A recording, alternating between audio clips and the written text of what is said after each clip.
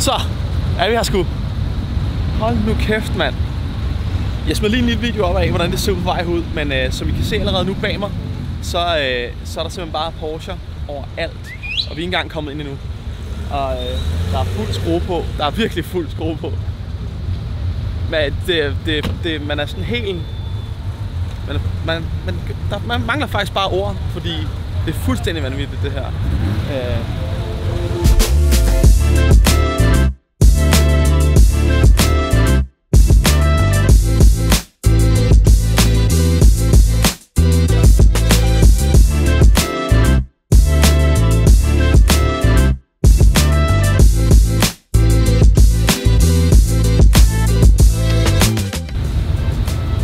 Det vil sige, desværre for Emil, så er han her ikke i dag. Han skulle til familiefest i Jylland. Og jeg har snakket med ham, han fortryder, det er noget så bittert. Jeg er ikke sikker på, at jeg nogensinde kommer til at opleve noget lignende igen. Og vi er kun lige startet. Altså, vi er kun lige startet. Dagen er kun begyndt, klokken den er 8:30. Og det skal være til klokken 5, faktisk til senere i nat. Jeg vil også lige filme, der kommer en bil rullende nu, som vi så i går, højt inde på pladsen. Det er selvfølgelig ikke så old school classic, fordi det er noget opdateret nymoderne, men prøv lige at se her. Der er selvfølgelig helt vanvittigt mange fantastiske biler, men det her, det er bare ikke noget, man ser hver dag. I hvert fald ikke i Danmark. Ikke, man skal sige, selvfølgelig er der også en svensker, ikke? Men hold nu kæft. En RUF udgave af 64'eren. Og det er altså hele vejen igennem.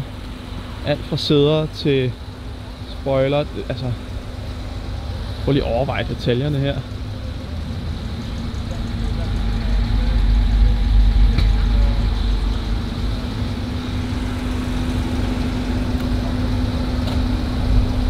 Altså jeg er helt målløs. Det kan godt være, at jeg ikke siger så meget normalt, eller også så siger jeg for meget, men overvej lige, hvor smuk den er. Også måske lidt for gejlet samtidig, men det er bare altså helt ind i lygten, står der RUF.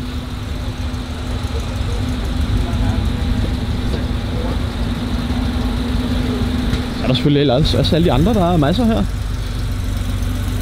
Okay. Er der noget smukkere end en 356'er, der bare står og tøffer. I kan sikkert ikke høre mig.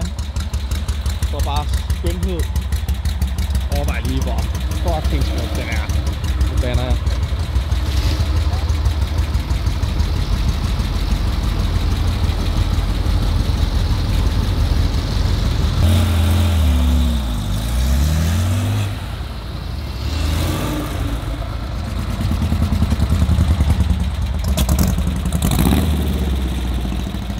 Så er vi sgu inde. Nu er stempel. Jeg ikke, man kan se det. Det er fed arm. Nå, der er luftgekylstempel i hvert fald. Nu skal vi bare med derinde af. Prøv lige over. Jeg har ikke været herinde endnu. Det er første gang, jeg kommer hen. I får first reactions.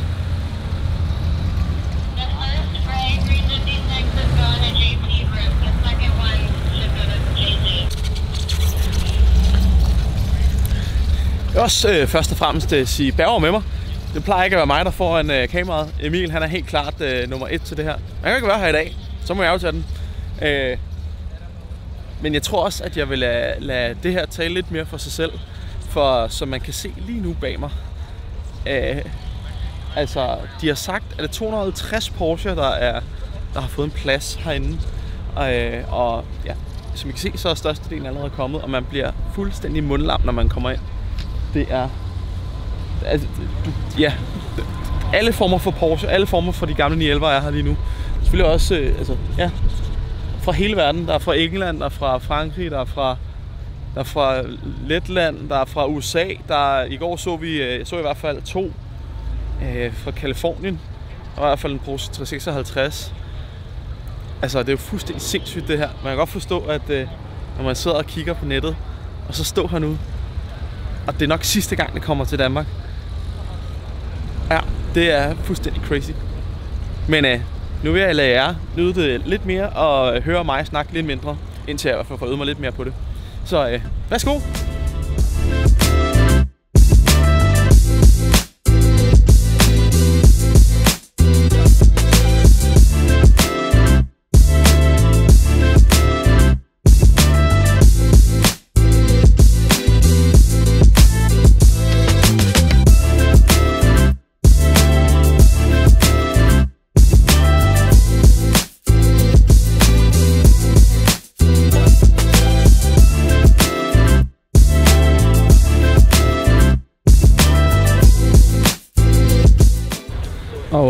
der går jo en vaskeægte legende der. Vi hilste kort på Magnus Walker i torsdags. Ja, det har været en begivenhedsrig uge. Men Magnus Walker går faktisk derovre, og han har været i København den seneste uges tid. Og Emil han arbejder op hos Classic Car hos PC. Og der var han sgu op i torsdags. Det vidste vi ikke. Fik vi lige et selfie med ham. Og en snak om biler selvfølgelig, og sjov nok. Han er med en sjov gut og hyggelig fætter. Sindssygt sød. Og man kan bare se alle, der lige kommer ind og spørger med billedet og alle de her ting. Og lige får signeret deres biler og sådan noget. Han er frisk på det hele. En rigtig god, for han er mega sød. Så jeg tror, hvis I møder ham, har mødt ham, så tror jeg også, at han helt klart er frisk på en hurtig lille selfie. Og så får man også en stikker af ham fra hans Urban Outlaws. Men ja.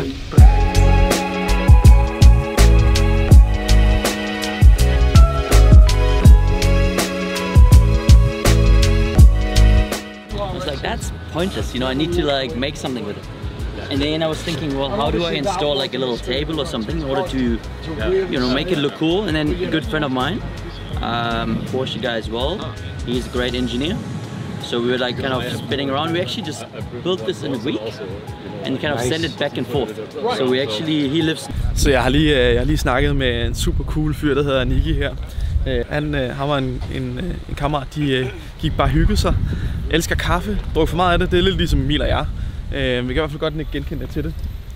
Fik idéen, hvorfor ikke bare have kaffen med rundt alle steder til træf og alle de her ting.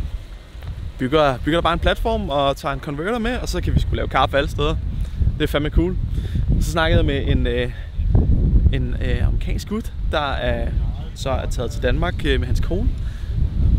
Prioriteten det var, at Porsche den skulle være i containeren, så vi pakke den ind i alt det andet. Og 120 flytkasser, men Porsche den skulle med. Han har ejet den i 24 år, tror jeg han sagde. Kørt 110.000 km inden. Og har den så på danske plader i Danmark nu. Det var fandme det vigtigste. Som man sagde, hans kone, hvis han skulle have en Porsche til, så skulle den ryge. Så det kommer den ikke til at ske, sagde han. Det er fandme fedt. Jeg elsker, når folk bruger deres biler, og ikke bare parkerer dem. Og nu står jeg og kigger på noget andet. Sindssygt fedt. Så prøv lige at se den her. Det ser man ikke hver dag. Kæft, den er vild. Jeg ved ikke, jeg har et eller andet for Resto Mods. Kæft, den er fed.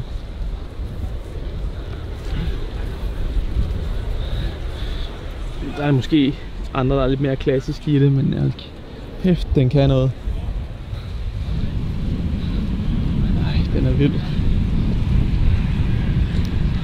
Der kan jeg jo lige tilkendegive, om I er enige eller ikke er. Men de klæder den godt nok, de der rotiformfælge. Der er måske lidt Brian gemt stadigvæk i kroppen fra, nu er vi jo 90'er børn. Og så er der lige en søster fra Polen. Ikke de der rotiformfælge, de klæder den da meget godt. Det er måske lidt Brian, men også meget fedt. 64, det kan. Men altså, man bliver bare mundlam. Det bliver ret hurtigt meget mundlam her. Altså bare prøv at se. Det er fuldstændig sindssygt det her. Jeg tror sindssygt er det bedste ord at bruge faktisk. Nå.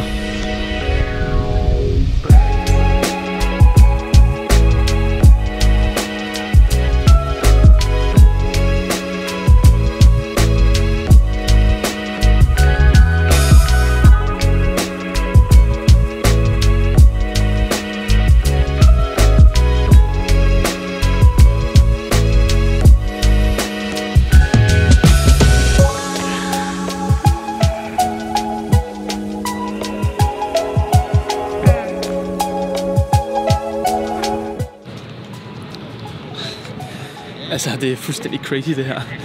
Nu er vi kommet... altså, hele pointen med det her, tror jeg også er... Hele pointen, tror... Jeg ved, at der er et Porsche-fly her. Vi er ude i lufthavnen. Det kan vi faktisk se i baggrunden derovre. Og Porsche har faktisk et af deres første... Altså, Porsche producerede fly. Og det vidste jeg faktisk ikke før, at Luftklykül annoncerede, at de kommer. Men prøv lige at se en gang, hvor sindssygt fedt det her det er. Altså, der er Porsche-flyet lige der. Jeg ved ikke, om man kan spotte. Prøv at se, om der står Porsche på siden her. Det gør der i hvert fald. Men dem her, dem er jeg næsten sikker på, at uanset næsten hvilken generation man er, så kender man til dem her gamle Jägermeister-racer. Poppet!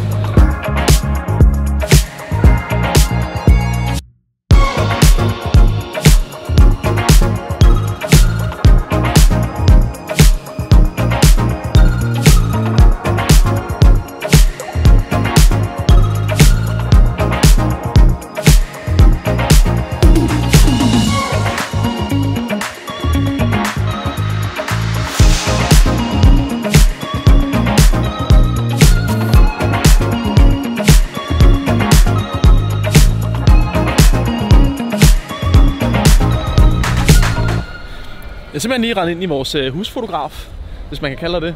Hvad kan man kalde dig, Anders? Man kan kalde mig Anders.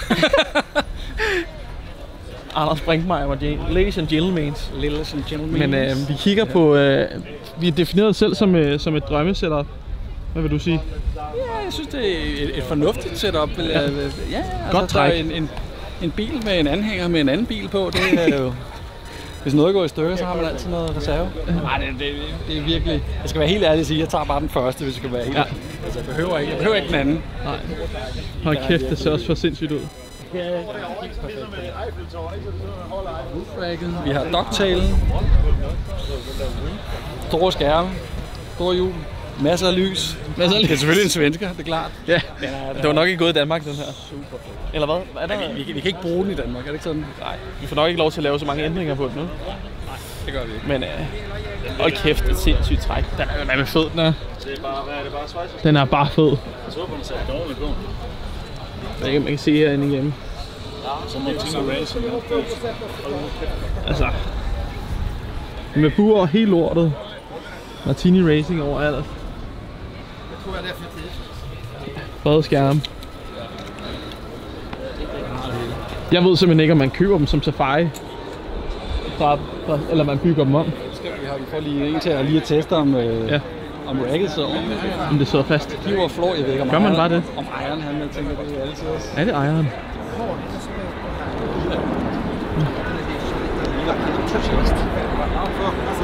Dem er der mange af.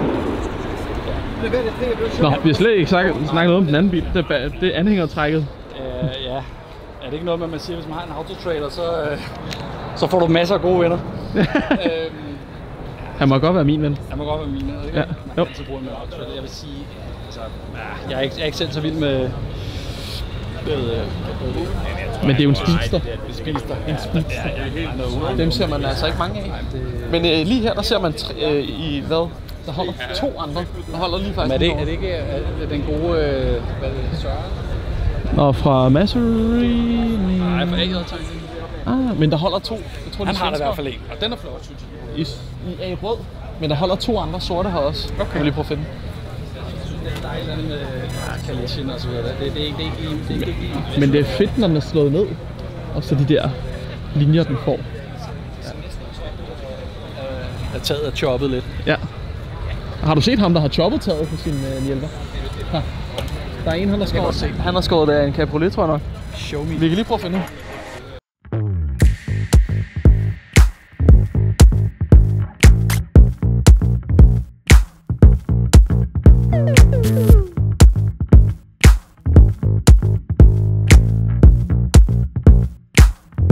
Choppet hele taget. Du skal se bag den sorte speedster, vi faktisk lige snakkede om. Ja, okay. Det kan jeg godt se. Nej. Den er fandme vild. Der holder selvfølgelig en speedster, ligesom det er jo sådan, den ser ud uden tag på. Jeg foretrækker den klart sådan der. Ja. Jeg synes, det er flot. Ja, det. Ja. Jeg er ikke Ja. Du er også meget høj. Jeg tror, du vil stikke op over. Jamen, jeg stikker nemlig hovedet op. Ja. Nå, men den der. Den er så vild. Jeg hørte ham stå og snakke. Han sagde, han havde brugt 10 år på den indtil videre. Okay. Og så der, han sagde et eller andet med, at der var noget specielt med hans gaspedal og sådan noget. Må jeg også godt se. Den er i hvert fald stor, ikke? Og det havde været en hård tur hertil. Men den ser for sindssygt ud, når man står og kigger heromme foran. Det er sådan... De der linjer der. Ja,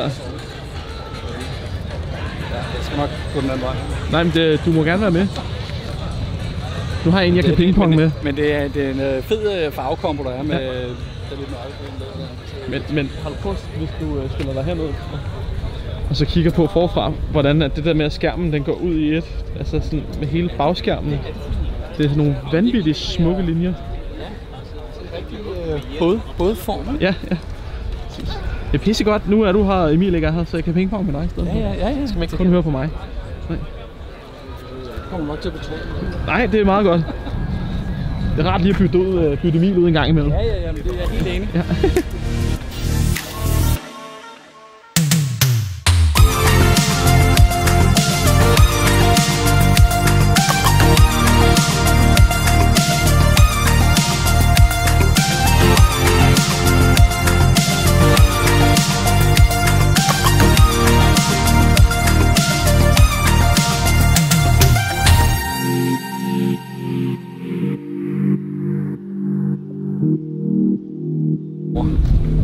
Emotional support vehicle. Emotional support vehicle. Do not pet.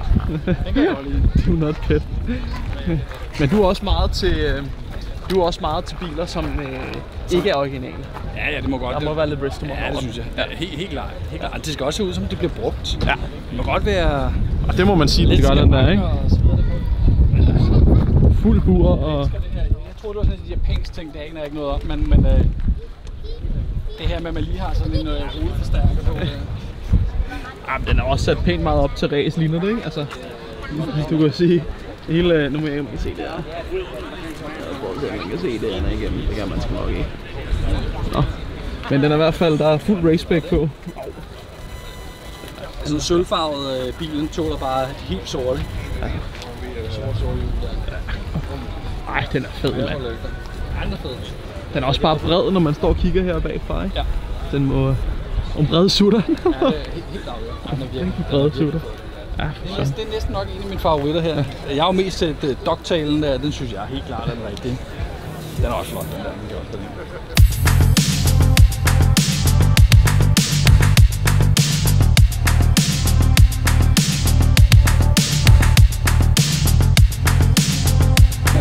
De har lige sagt, at Porsche-racerne blev startet op.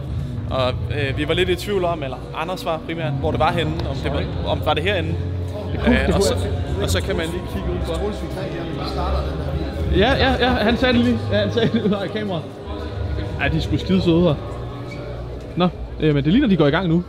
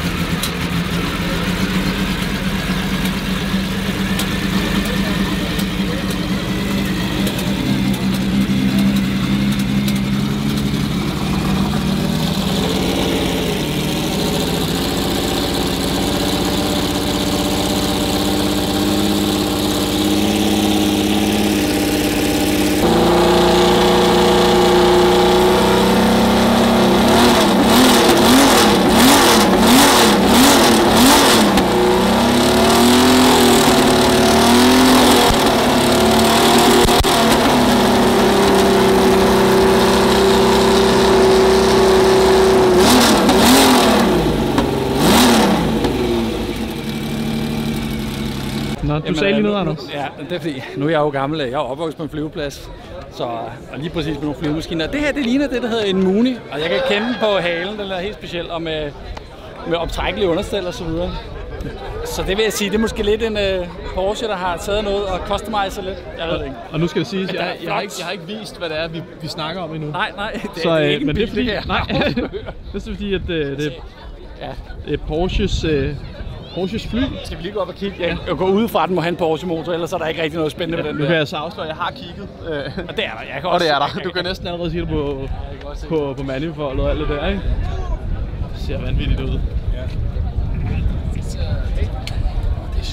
Man har jo kunnet bruge motoren til mange ting. Det gjorde man jo også i øvrigt med folkevognmotoren. Type 1, der brugte man også til flymotor og så videre. Gjorde man det? Yes. Så det, det gjorde man. Der var jo luftkølet det hele, så det var egnet så perfekt til hvad for et fly? Jeg ved ikke, hvad det var. Det var ikke nogen store flyvemaskiner. Det var lidt i den her størrelse, måske lidt mindre. Og der brugte man den. Det er sjovt. Ja. Type 1. Flot fly. Jeg ved ikke en skid om fly. Men det er meget, meget fedt med et Porsche-fly. Ja, noget af det, jeg kan huske, når man gik lidt op i, det var for det første, at flyvemaskinen havde en optrækkelig understel. Det var altid et kæmpe plus. Det ser bare federe ud, end at hjulen altid nu. Det næste, det er altid, der kan altid være 3 blade på en propel. Og hvad mere var der? Og så skal den altid være 6-cylindret. Det lyder lidt fedt. Det er fuldstændig med bil. Altså, det lyder bare federe, når der er flere cylinder på. Så jeg er sikker på, at den lyder godt. Det kan godt se en fly, faktisk. Ja, er flot hertil. Det må det næsten være. Jeg tænker ikke, de har trukket på en trailer, men... Nej, for det ligner heller ikke rigtig, at vi tager vingerne af. Nej, det gør man ikke. Men ingen tvivl om, den skulle lave nogle flybys, hvis man skulle have den rigtige lyd. Helt sikkert. Lyden er ikke så fed inde i en flyvemaskine. Det er som regel bare en konstant hastighed, motoren kører med. Men det er ligesom, når man hører Spitfire og Mustangs, der flyver. Det er altid... Det er federe at høre det fra dem, der står ude på jorden, end det er at sidde oppe i maskinerne. Ja. For det er bare sådan en konstant lyd, der bare er. Men du skal næsten se den ind i den også Porsche. Altså, jeg tænker ikke, det er rigtige Porsche-sæder, men der står Porsche på. Der skal der Recaro-sæder. Der står Porsche på. Ja. Det er ikke Recaro-sæder, kan jeg sige.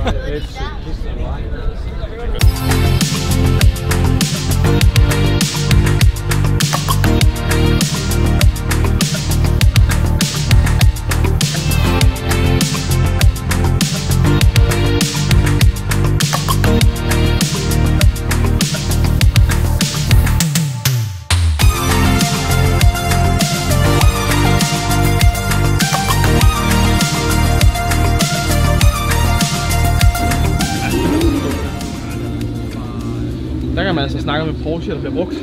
Han har alle rigtige klistermærker. Ja, alle de rigtige klistermærker. Jeg tænker, det er nogen, man gør sig fortjent til. Ja, det er jo det, så tænker jeg også. Jeg elsker detaljen til gengæld om, at der ligger en lille pose Haribo-slik. Nej, altid Haribo. Men det er ligesom at kigge ind i flyveren, faktisk. Ja, det er det faktisk. Altså, det er jo helt kontrolrum. Ja, og alle sikringerne sidder lige klar. Ja, så han bare lige kan hive dem. Ja. Det ser vildt ud. Ej, det er ret fedt. Ja, bare en gang imellem. Så Lars, hvis du ser med. Hvilket du ikke gør. Men det kan du ikke gøre. Har du en co-pilot bag selv? Du kan godt nappe en lille så runder vi af, som andre siger. Men hold da kæft en dag. Man bliver meget mættet af Porsche. Altså sådan, det bliver... Men det er fedt at se, hvor meget forskel der er på det. Og sindssygt, der er mange forskellige årgange. Og man er overhovedet ikke nørdet nok, når man så står herude og endelig står og kigger på, hvad fanden er det nu for en årgang? Hvad er det for en model? Hvad er forskellen på den og den og den? Men eddermame meget lækkert at se på. Så hvis I nogensinde får muligheden for at komme til luftgekyl, så er det klart anbefales. Det har været en sindssyg oplevelse at se så mange vanvittige Porsche og forskellige udgaver, og hvordan folk har deres egen personlige træk på de her biler. Så det må være det for den her gang. Og jeg tror, vi slutter af med, at I lige kan få lov til at nyde lyden af deres racerbil, de havde med herude, bare omkring 3-4 minutter, hvor man lige kan høre den for fuld gas, og ja, det er nok rimelig specielt, så værsgo.